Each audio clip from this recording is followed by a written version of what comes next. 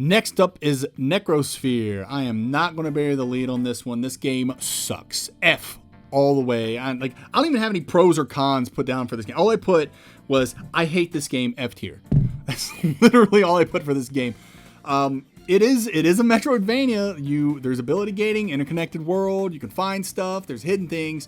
It is a Metroidvania, but God, it is not fun to play. It is a platformer on par with like Kaizo Mario or I Want to Be the Guy or something like that. And you don't even move with the D-pad. You use the shoulder buttons to move left and right. It's just, I cannot recommend this game. It sucks. Like, maybe I should put an even lower tier, but yeah, I don't have anything here. I hate this game, F tier. There you go. Next we have Vigil, The Longest Night. I like this game a lot. I didn't know anything about it, but then there's a specific YouTuber that I watch. His name's Indie Mouse, and he did it, and I really liked it. Now, apparently he didn't end up liking the game himself, but I ended up being like, yeah, this is interesting. I'm going to try it out.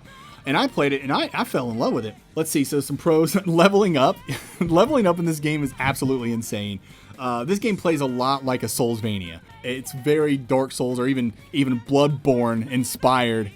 And so you level up, you put that, you get like a skill point, and you put that skill point in like specific skill trees, right? And each skill tree can be for a specific weapon, and then there's like a general one. And I remember when I played this game, I was baffled by how fast I was leveling up. Like, I saved the game at the first save point I can get to, and then I found this enemy, and I killed him, and I got to level up. And I was like, oh, okay, I'm going to go save, because, just in case I die, I don't want to have to re-level up, right?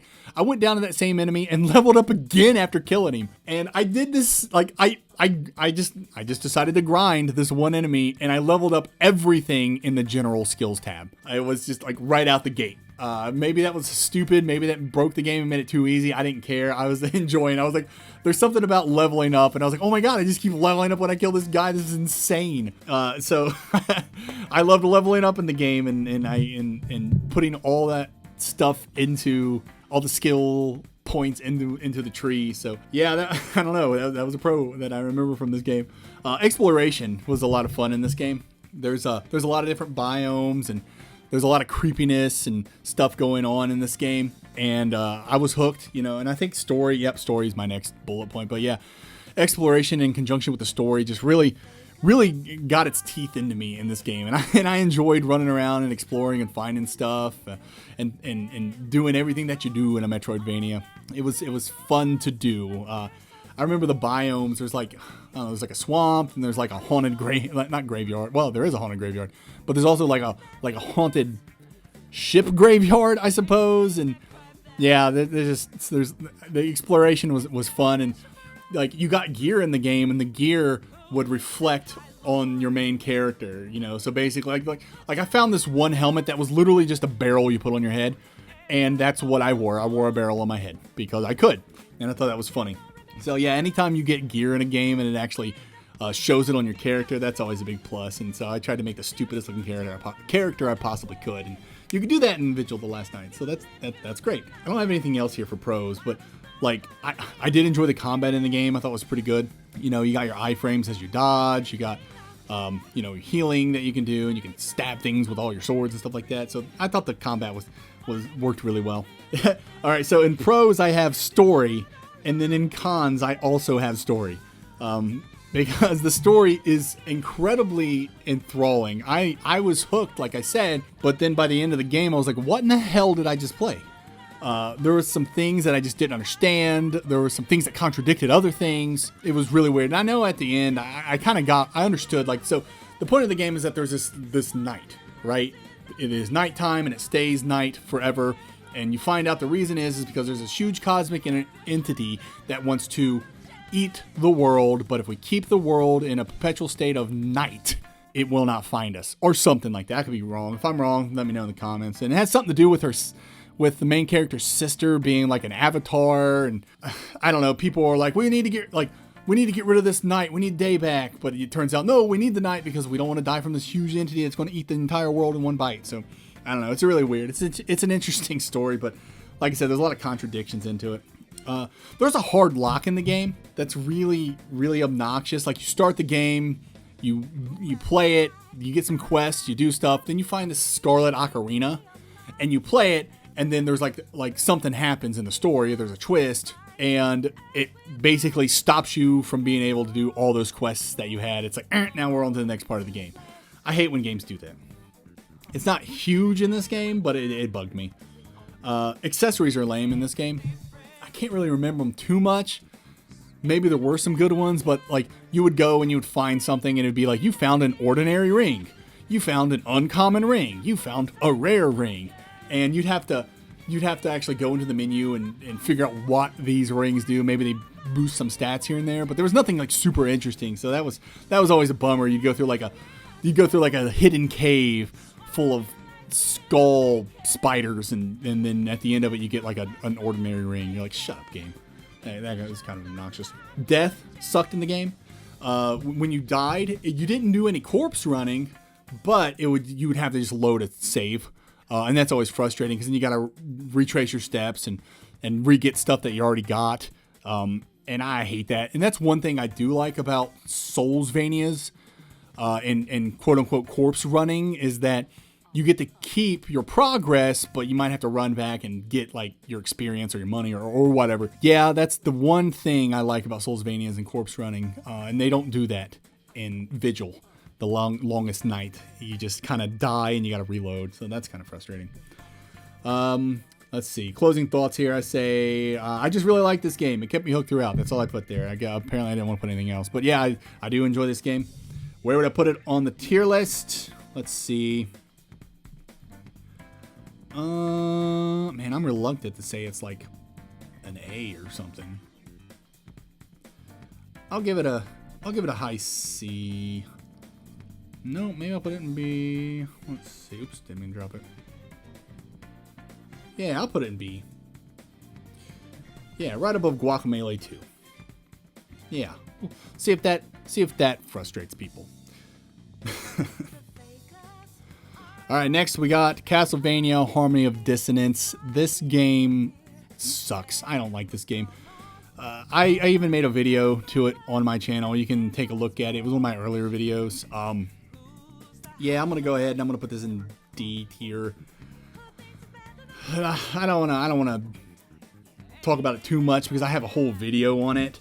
But if I'll just shotgun these pros and cons. So I love that. I think Just, I can't even remember his name now, but he has like this infinite dash. That was cool. I like that. I wish they'd bring that back. It has a simplistic gimmick, which I like. So you get spell books, you just put them onto your sub weapons. I liked that. That was nice and simple and easy to use. And then exploring 2 castles was kind of cool. Like, I felt like this game was really trying hard to be Symphony of the Night, because Ego returns to this game. So this is in fact an Egavania. Circle of the Moon technically isn't an Egavania because Ego wasn't a part of it. But here he is, he's back, and he decided to make like a really crappy game. And I get it, there's limitations to the Game Boy Advance that it's on, but this game is not fun. It's tough to go back to. The cons, the backtracking sucked because there are 2 different castles. You'll have to backtrack between both. There is like this portal that can switch you back and forth, but it isn't like really open till very late in the game. In fact, you gotta like find this key, and that's super late into the game, and it's a nightmare. I'm not a big fan of it. The presentation is just, oh my god, this game is butt. It sounds like butt. It looks like butt. It hurts your eyes. Like especially that room. It's like the Room of Illusion or something. This game is not pleasant to look at. Like they have like these weird outlines on the characters and the enemies. It's just, oh no thank you. And then there's a bottleneck in this game. I talked about bottlenecks I think in that video for Harmony and Dissonance, and I talk about them again in Bloodstained Ritual of the Night, where there's 3 bottlenecks. This one has one. It has to do with a bracelet that you get. You got to take the bracelet from like your friend and go up to this room, and then the door will open, but it never tells you that that's what the bracelet can do. Like, you have to have the bracelet equipped. You can't just have the bracelet in your inventory. You have to equip it and then touch this door. Yeah, it doesn't prime you up for that at all, and so that was kind of frustrating. I don't know what I have here for my closing thoughts. I put this is the worst. Sorry, I put this is the worst Egavania, and I agree. So because I wrote it. Yeah, that's pretty much it. It's just not a very good game, and there it is. I have it. Hey, I liked it better than Metroid at least, so there's that. All right, next we have Unsighted, which is a fantastic game. If you've never played it, I'm just going to tell you right now, this is fantastic. I'm looking at my pros and cons list here, and it's ridiculous how many pros there are. So I'm going to go ahead and kind of shotgun this. I will tell you, when I was introduced to this game, or how it was introduced to me, people were like, yeah, it plays a lot like, no, what is that game? Oh my gosh. Unsighted plays a lot like Hyper Light Drifter. And I was like, sold, I'm going to play it. I will tell you that no, it's nothing like Hyper Light Drifter. I guess because there is like this overhead view and stuff, but no, it's not like Hyper Light Drifter. Don't let people tell you that. It is a good game, both Hyper Light Drifter and Unsighted, but yeah, I wouldn't compare the two.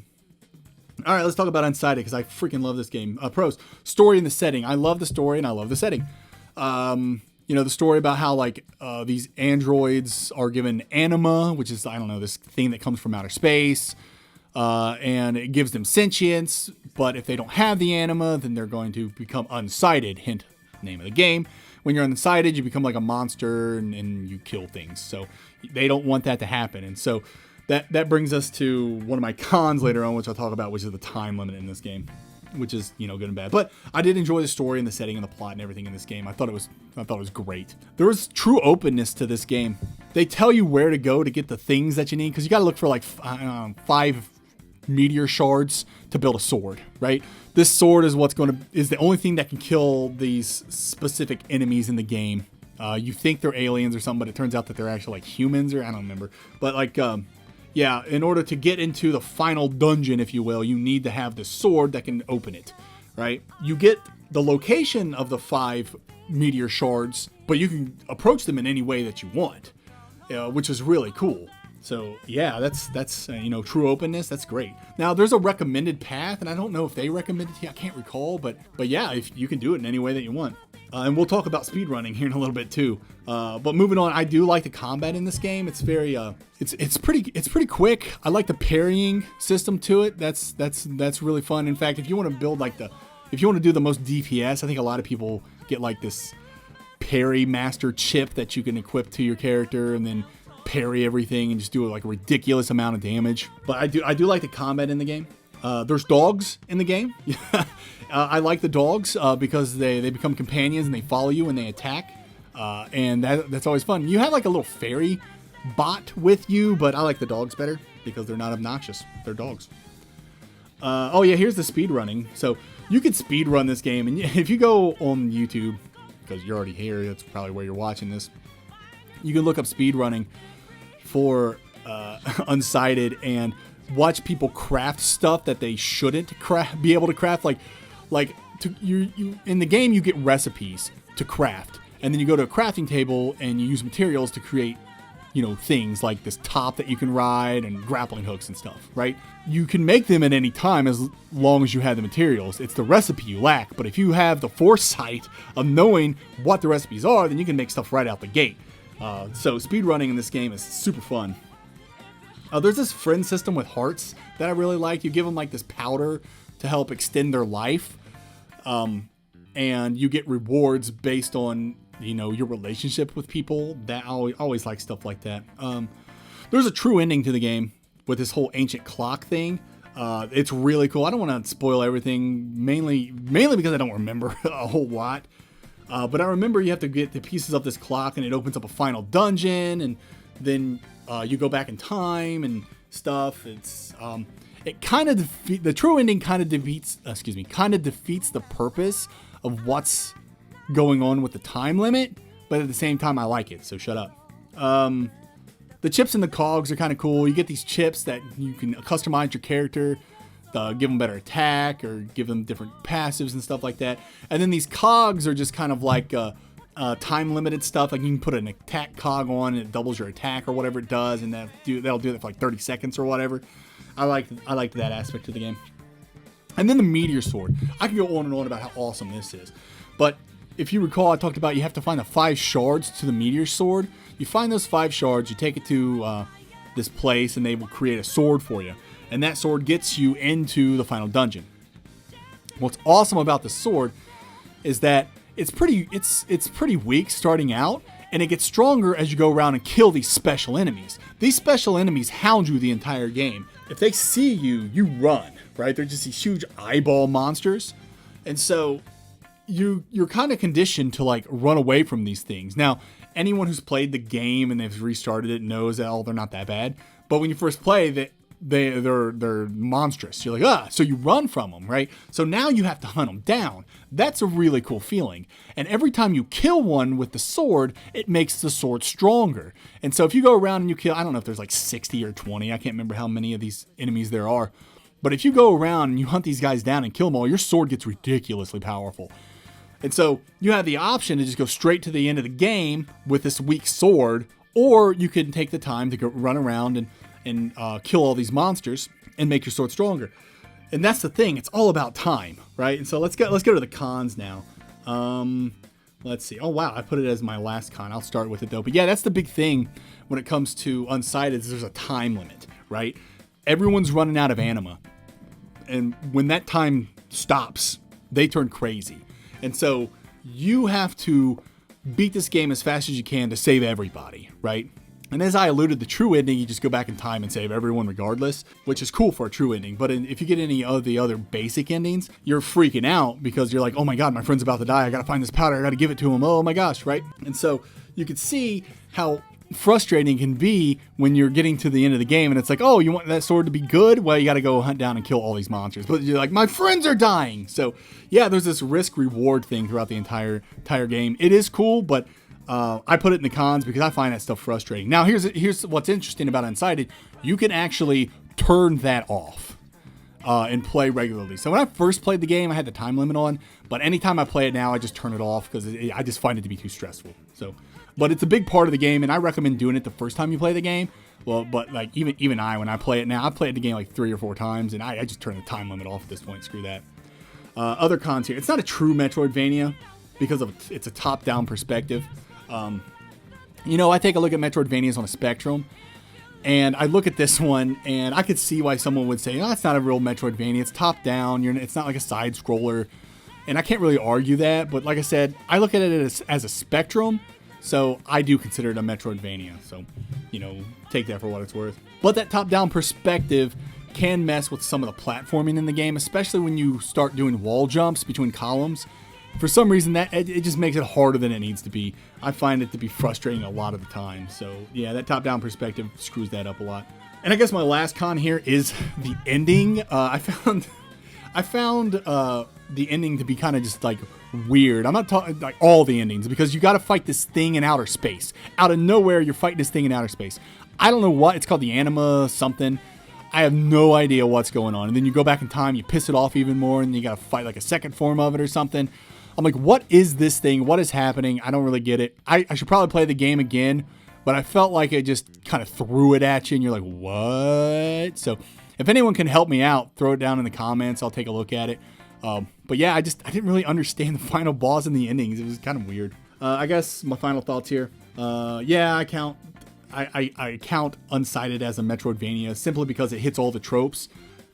So it's on that spectrum for me. But yeah, that's pretty much all I got to talk about there. So where do I put it on this list here? Let's see. You know what? Let's put it as A. I really like this game a lot. But do I like it that much? I don't think... Man, see, this is always where it gets rough. And I know I got a top 10 Metroidvanias already, but it's like, my tastes change and I replay stuff and I appreciate them differently. So I guess it's not a terrible thing that I'm start putting games where I didn't think they should go earlier. So, yep, I'm going to put it as A, low A. So there we go. Unsighted. That's a good game. Go play that. All right, and we're going to finish this off with a game that I don't like, and that's F.I.S.T. Forged in Shadow Torch. I'm looking at my pros and cons here, and I can tell you I have way more cons than I do pros. So let's just start with our pros. The combat in the game's great. It's really good. I like it a lot. There's a lot of combos you can do, and you can switch between the 3 main weapons from the character. what's his name? Ray? I don't know. It's been a while since I played the game. But yeah, the combat in the game is super solid. I like it a lot. And there's a lot of collect in the game, whether you want to do it or not, like the plant seeds and then like these mystery shards and just other things that increase your stuff. You know what I mean? Like your SP and your EP and your HP, all that stuff. So yeah, there's a lot to find in the game if you're willing to look for it. But yeah, it's an okay Metroidvania. It is, but all right, let's just get into these cons, man. First off, Fertisans. God, I think the thing about this game, it just makes me cringe. Like, they call the citizens Fertisans, and they do it all with a straight face. This game is not meant to be funny. It's meant to be taken seriously. And I can't. They're just cute little animals, and it just looks ridiculous.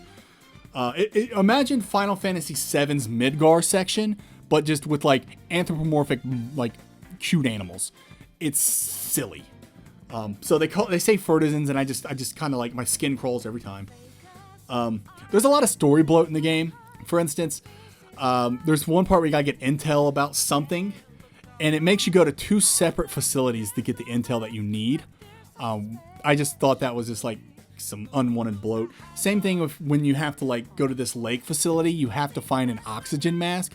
So they have 2 different areas you got to go to in order to find that oxygen mask as well. It seemed bloated, and I just didn't. It brought the narrative to a crawl. It was just like, oh my gosh. I did not like its overall aesthetic. There's a lot of earth tones. It's very metallic.